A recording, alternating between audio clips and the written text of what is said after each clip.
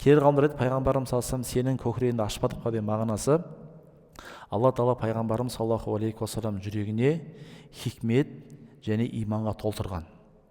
Шынымен де пайғамбарымыз саллаллаху алейхи уассаламның қасында барған адамдардың бәрі алла елшісінің алдына кіріп, өздерінің кез келген уайымдататын сұрақтарына жауаптар тауып, пайғамбарымыз саллаллаху алейхи вассалам құзырына барған кезде адамдар толық 100%-ға өзгеріп кеткен.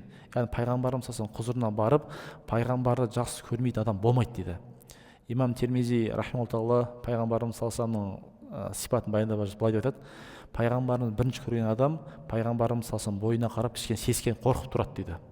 Мән рауаху хабаху дейді. Кім деген пайғамбар көретін болса, бірден кішкене сескеніп тұрады дейді.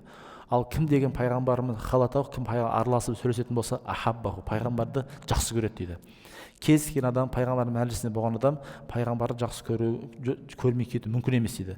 Сол Алла субхана тағала пайғамбарымыз саллаллаху